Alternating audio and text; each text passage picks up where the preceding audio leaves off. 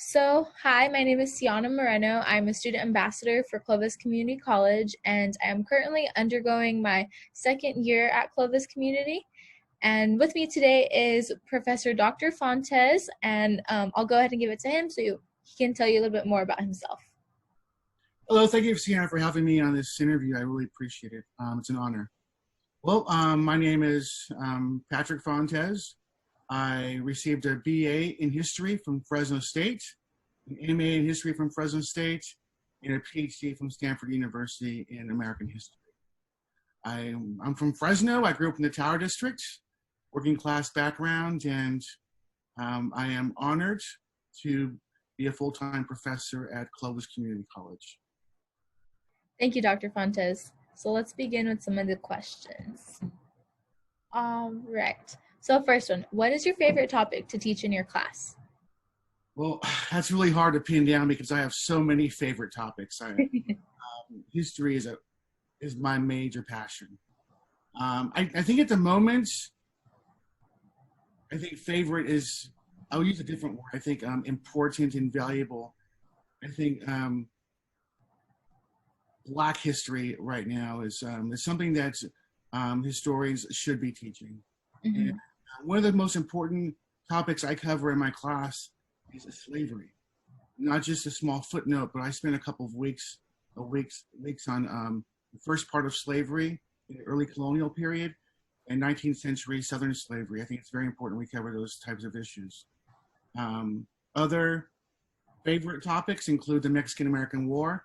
When the United States conquered half of Mexico, I think that war is not covered very well in most history classes. It's sort of gleaned over under the shadow of the Civil War, but it was a major war in American history that doubled the size of America. And I think most students don't know about that war.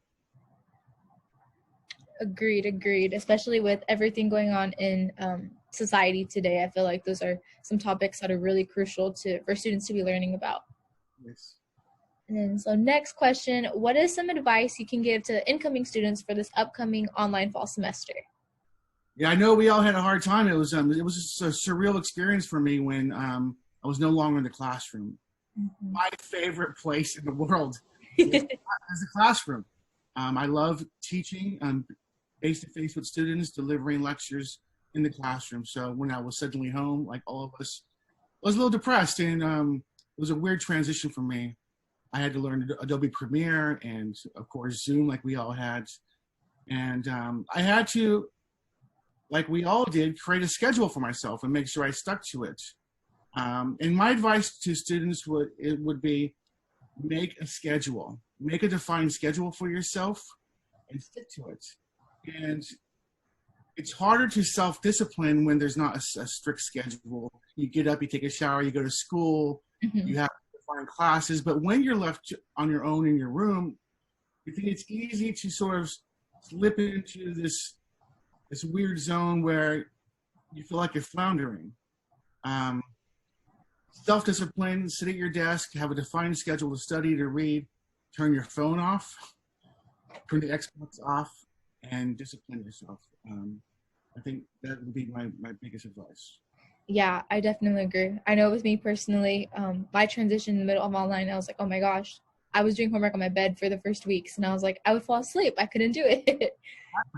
Mm-hmm. Yeah, find that space in that time where you're disciplined on your own. It's a interesting kind of weird transition, but once you find that groove, you can get it all done. All right, on to the next would be, how do you create opportunities one student at a time? That's sometimes hard when you have 500 students, right? But for me, my big thing is empathy. Is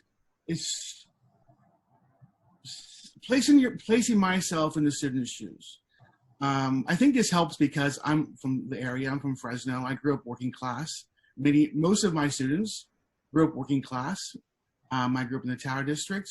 I know what it's like to go to school at City College and work nearly full time. I was a waiter in my 20s in the Tower District. I worked as a cook in my 20s. I was working 20 hours a week and going to school full time. So I know what that's like. Um, so empathy and being highly accessible to the students, being available. I during this quarantine, I offer 3 days a week of office hours from 10:30 to 1 p.m. And I answer my student emails very quickly. So being accessible and having empathy for the students, I think. Yeah, great answer. So for those of you guys that didn't know that will see this video, this Zoom, I was also a student of Dr. Fontes's in my first semester here at Clovis Community College. So I highly recommend you take his History 12 class.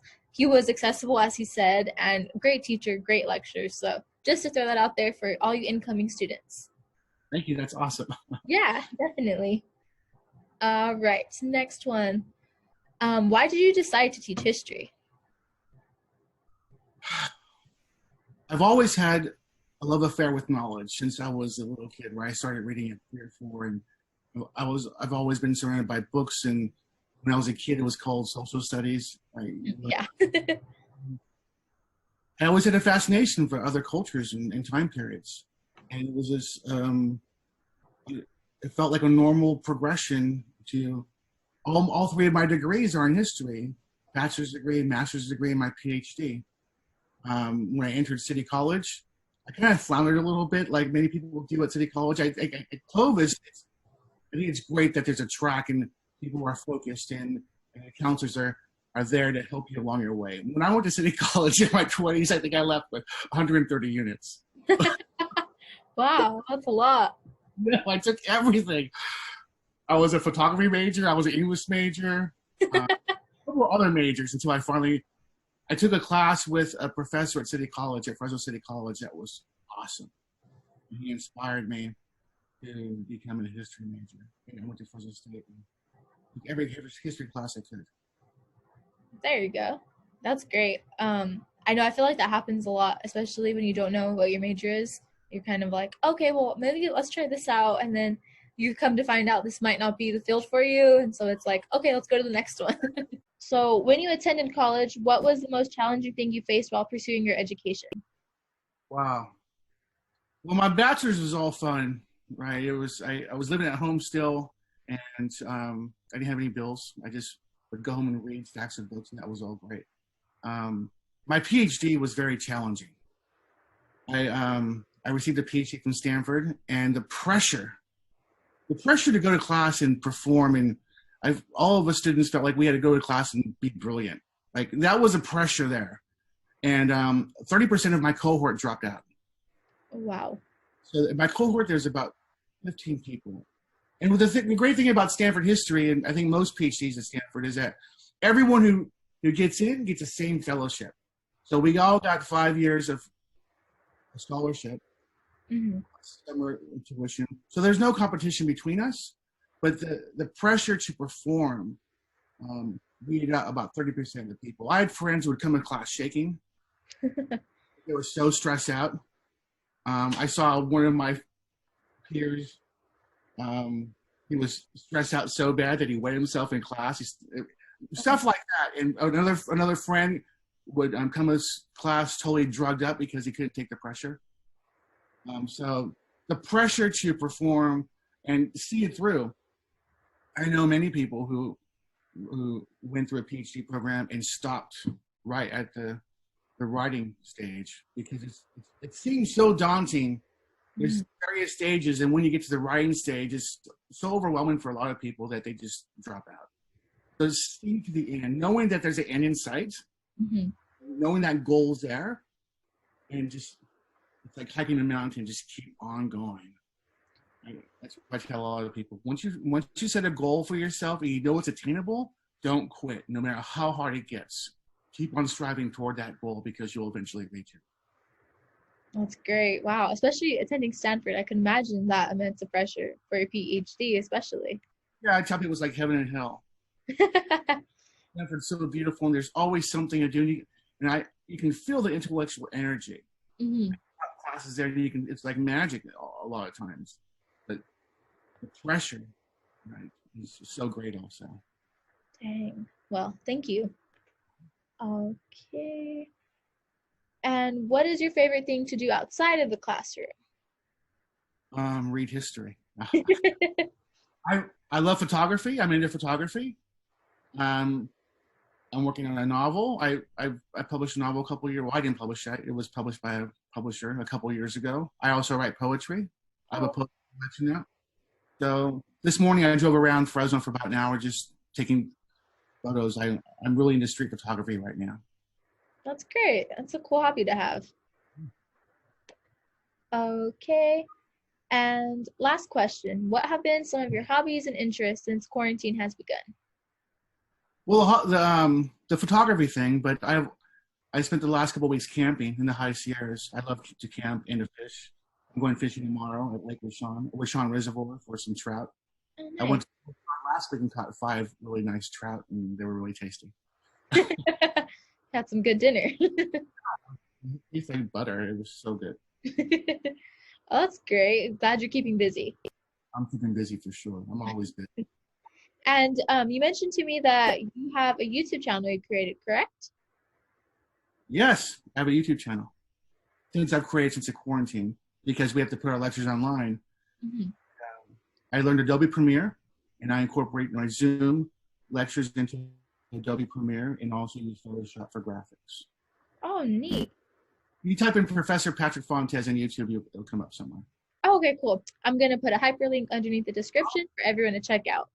Awesome. Subscribe. I will. Yes, sure will.